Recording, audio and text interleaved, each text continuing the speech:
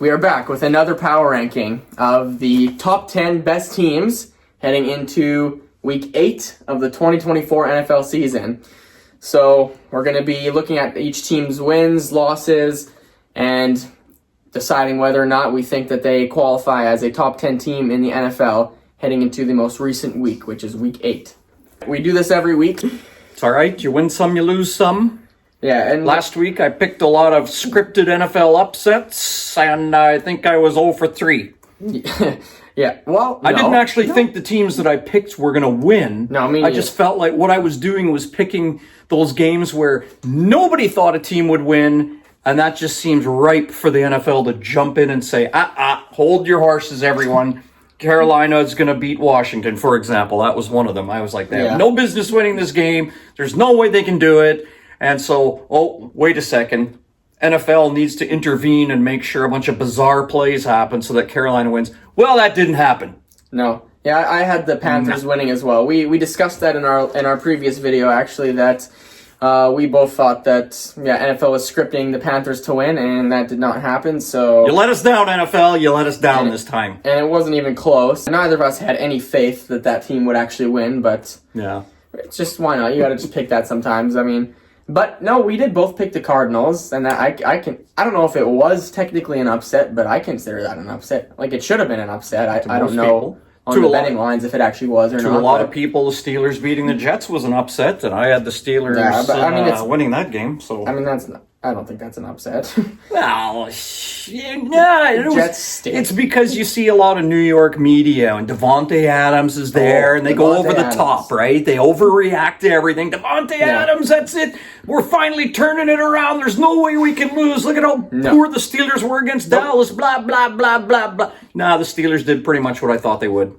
Yeah, I mean, when you go out and get a aging receiver and you expect that on a team with a bad offensive line, a mid-level quarterback that coming off an Achilles tear, you expect that this aging receiver is dramatically going to change the way things are going for them. No.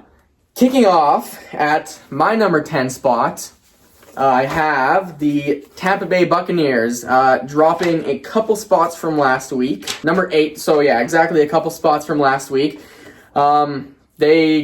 The score ended up being close, actually, in that Ravens game. But it wasn't. But it wasn't close. They got completely and utterly dominated. And to me, they've had some really good wins this year. They've beaten some good teams, whereas some of the other teams on this list, or potentially teams that didn't make the list, have beaten not as good teams. I can say confidently the Bucs have beaten some good teams this year. Yeah. They've had some flashes of really good football. But the reason they've almost dropped out of my top 10, and I have a feeling this could be the last week they're in it, is because they're missing both of their receivers. Chris Godwin for the season, and then I think Mike Evans is out till after week 11, I think they said. Yeah.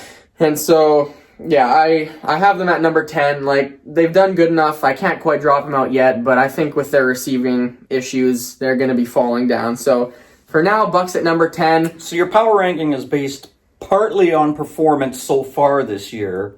Yeah. But it's also factoring in a little bit how you think they're going to do going forward. It's more important because it's a power ranking week by week. So it's more important how teams have done. But I am looking a little bit at the future and injuries because that does matter. I mean, it's a little bit of a hybrid. So you got a little bit of a hybrid, which is fine. It does matter. Like if your top 2 receivers are going to be out for the foreseeable future, that's going to have an impact on how you're going to perform on the top 10 power rankings of ours. Yeah, I think the Bucs are going to drop quickly. This isn't an Andy Reid, Patrick Mahomes situation where you can keep taking away weapons and they just come up with new game plans and a completely new philosophy and have an outstanding defensive carry. That's not going to happen for Tampa Bay. I would look to have them dropping out of this top 10 list in the future, but we got to see how they actually perform in the coming weeks. So I had them right out of mine. I don't even have them in my top 10. There you go. But I was bitter at the Buccaneers a couple of weeks ago, and then I finally gave it to them, and they inched their way into my top 10 last week. I had them at number 10,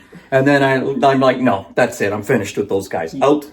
Bye-bye. We won't see them for the rest of the year. They're walking the plank. Bye-bye. Off the Buccaneer ship. You seem to be pretty bitter with the Bucks losing to the Broncos. You know, the Broncos are also 4-3, I believe. Yeah. It's not like they're the only team that's lost to the Broncos this year. Like, Yeah, but I hate the Broncos.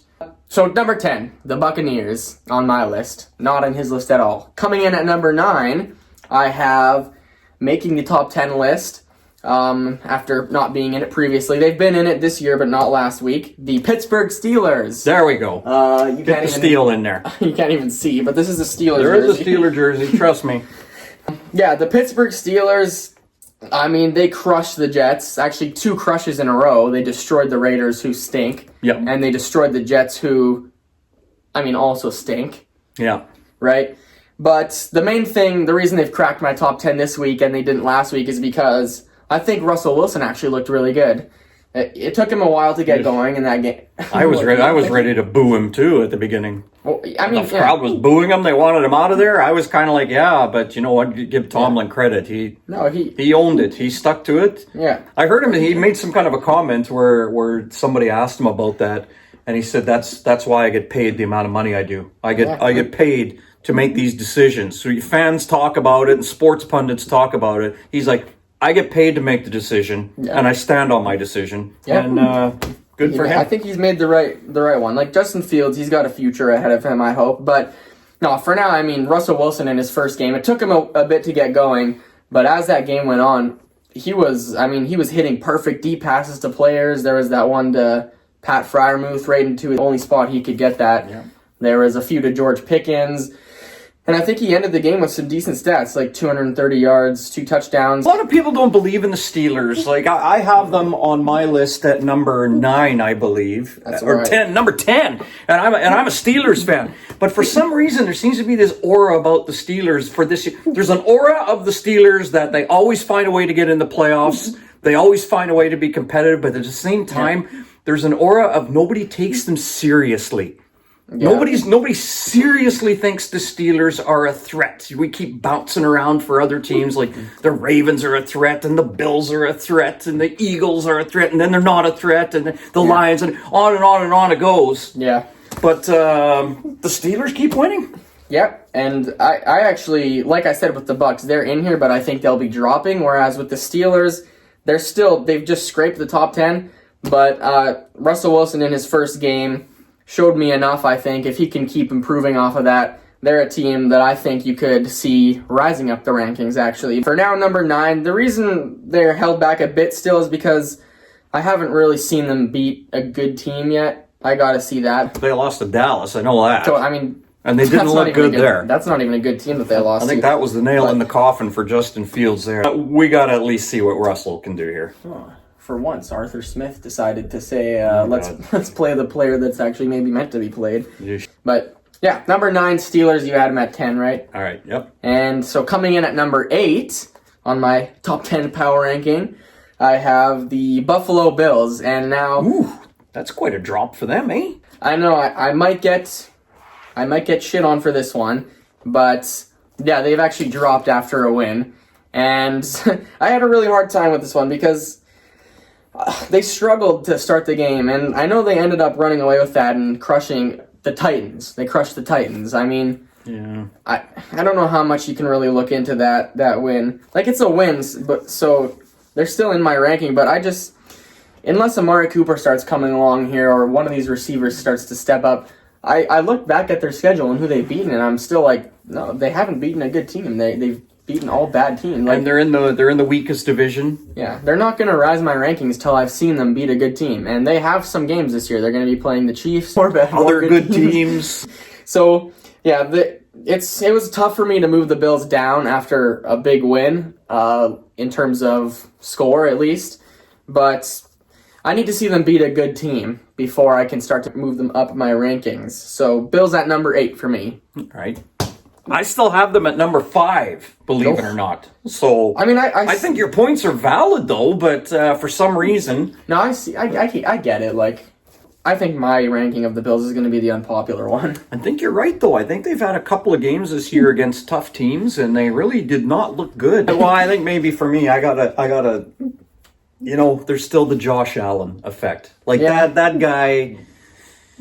that guy's capable of winning games all on his own sometimes, and he's kind of been reining it in this year. But I'm keeping him at 5. It's tough, Josh Allen, isn't it? With no receivers, huh? It's tough, isn't it? Yeah, so Bills at number 8 for my ranking.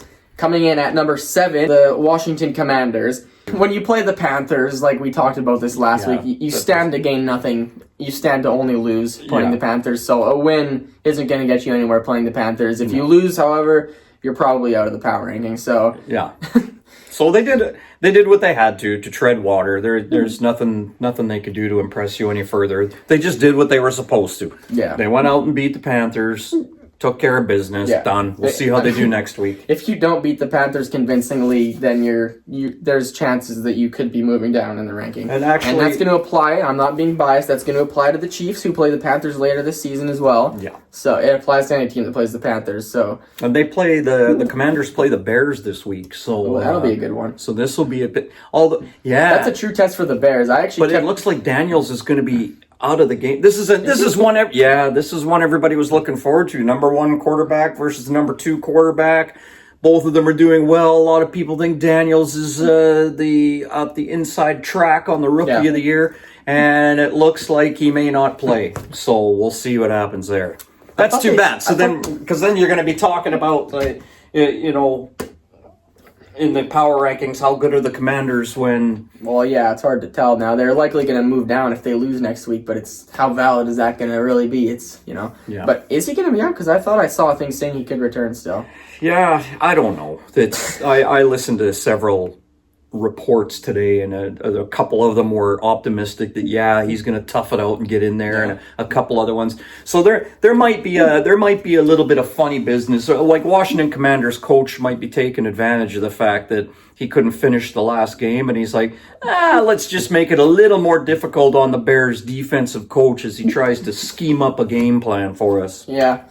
But, yeah, I mean, as of the time of making this video, we're not 100% sure if he's playing or not, but... Tuesday night! Yeah, since I don't have the Bears in my power ranking, this is my chance to talk about them. Oh. I had them in last week, and I think they were on the bye week this week, and so I knocked them out of the power ranking because, same thing as the Bills, kind of. I looked back at their schedule, and the only teams they've beaten are 1 or 2 win teams. Yeah, so that's where I have the Commanders, number 7. Okay. Coming in at number 6, I have, also moving down from last week, the Houston Texans. We're not sure what to make. Well, they're at 5-2. I mean, they're good. Like, right? they're still a good team. Who do they? They can beat good teams, actually. Like, they beat the Bills, so it's not that I don't have faith in that. It's just, well, you're going to find out how this makes a little bit more sense with my next pick. But they're slightly below the number 5 spot because they lost to the Green Bay Packers.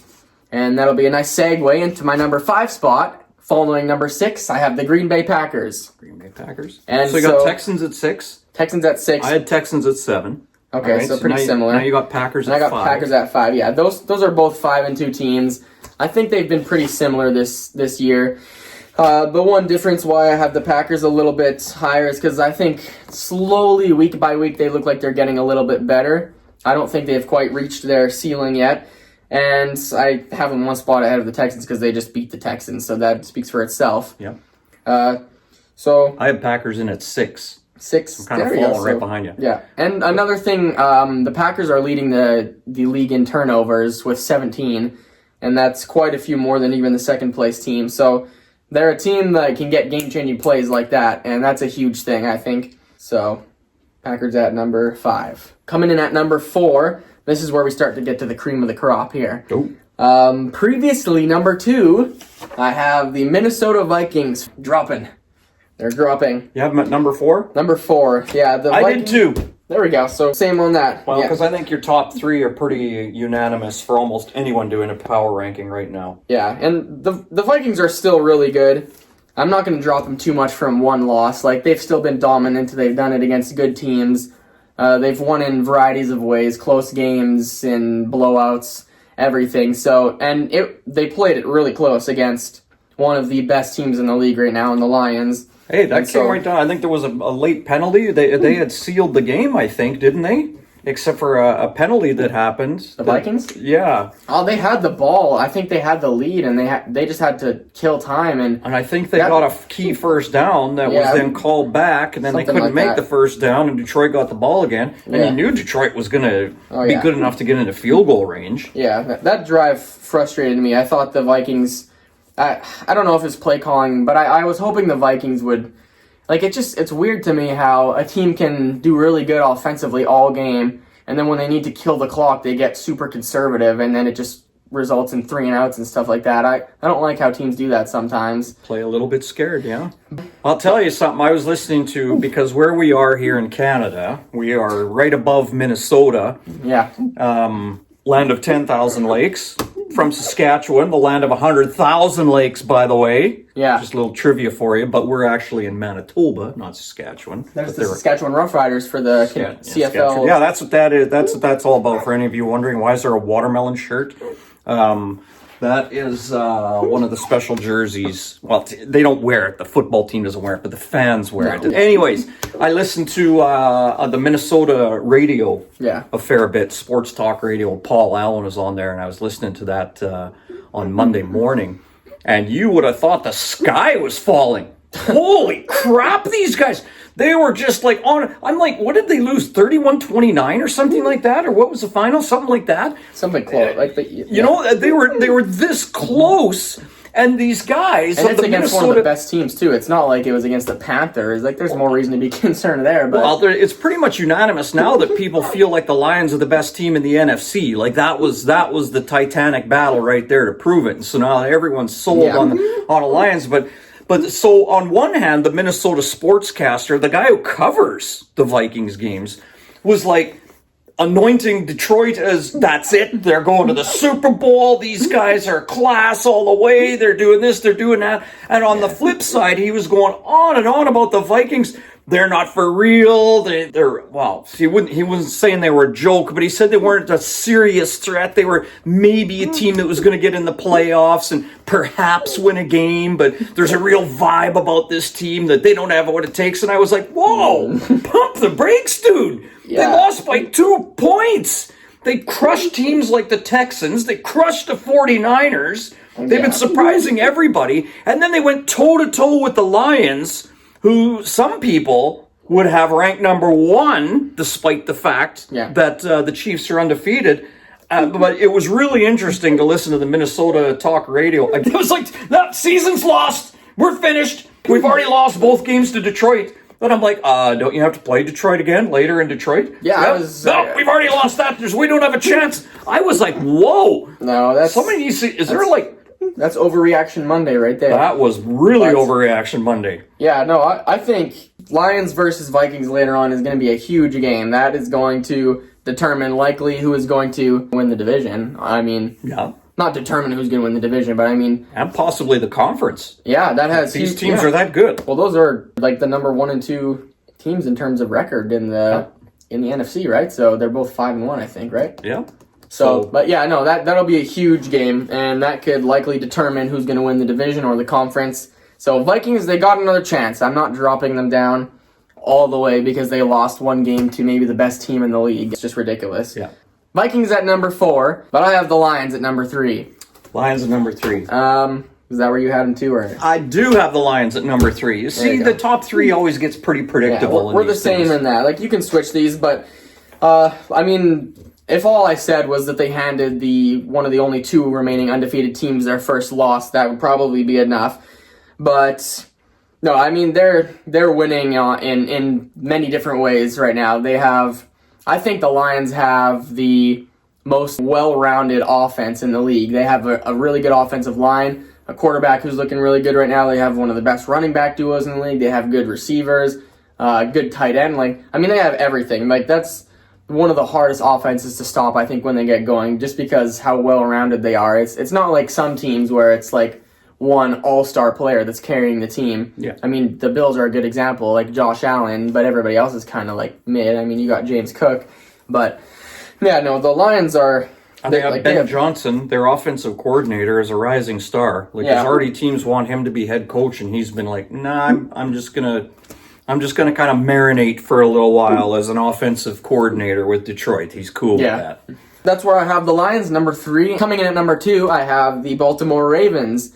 Now, I think the Ravens are another one of the most well-rounded offenses in the league. I don't think they're quite as good on every level as the Lions are, but the thing with the Ravens is I think their 1-2 punch combo is so good that it exceeds how well-rounded the Lions offense is. And by their 1-2 punch combo, I mean Lamar Jackson and Derrick Henry. Yep. I mean, Lamar Jackson is the MVP right now, and Derrick Henry's running away with Offensive Player of the Year. And just watching that team and those guys play, they look unstoppable. I don't know how they lost their first 2 games. I don't know how the Raiders beat them. And honestly, I don't know how the Chiefs beat them. Actually, we were at that Chiefs game, and you know what? The Chiefs were the better team in that game. They just let the Ravens in it in the fourth quarter, honestly.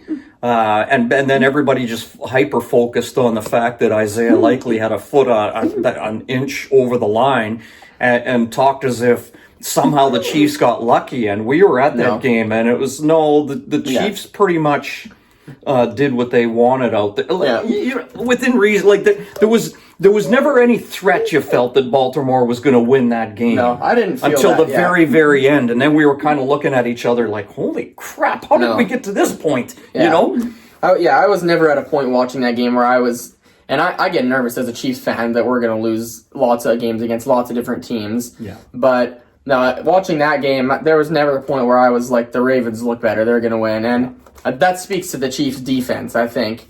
To be able to stop that attack, like how good the Ravens, Derrick Henry and Lamar Jackson and everything looks right now, to me, I don't see any team that can stop that, and the Chiefs actually did, so they did a pretty good job. So the Ravens and then the Ravens laid an egg against the Raiders, I think. Yeah, but since then, they've won 4 in a row, and if they lose no more games this year, I wouldn't be surprised at all. So Ravens at 2. I got Ravens at 2. Yeah, and number 1 still the Kansas City Chiefs. They're undefeated, like I've said all year long. As long as they stay undefeated, they're going to remain number 1. I'm not fully impressed with how their offense looks, although their running game did look really good actually. But the main thing is they have the best defense in the league. I'm ready to say that now. It's between them and the Steelers. I didn't mention that with the Steelers earlier, and I meant to. They have top 2 defense. But yeah, in my opinion now, I think they're the best defense in the league. And that Ravens game really shows that they shut down what looks like a completely unstoppable offense right now. Yeah. Well, they didn't shut them down, but they contained them very well. Lamar Jackson did nothing that game but run. They did. There was some. And that shows that he was flustered. So there was some late kind of touchdowns that got Baltimore back in that game, if I recall. I think the Chiefs were up by about 12 or 14 points there going into the fourth quarter. Yeah, and they held Derrick Henry, who's the best running back in the league right now, to his lowest on the season in terms of yards and everything. So yeah, the Chiefs are still number 1. We'll see how that changes. If they lose, they could be dropping. There you go. That's it. That is our. Are we done? We do predictions on a different podcast, right? We'll you see. Don't want to miss the games that we have felt No. the NFL has scripted. No. I know they didn't last week. They fooled me. Good on you, NFL. You tricked me. Yeah. You didn't have any obvious scripted games in there No. where some team that has no business winning wins. But I think they're going to have a couple of doozies this week. Yeah. We know a little bit more. We get calls from the NFL headquarters, and so we know which teams are going to be scripted. So Yeah. we're going to make sure to correctly pick those ones. We have inside information, but my source They let us source down. fed me some wrong information last week. We I'm a got the little Cardinals disappointed. one right, but Panthers they led us in the wrong direction on that. But this week we'll be better with our scripted NFL picks. Yeah. But yeah, there's our top 10 power rankings.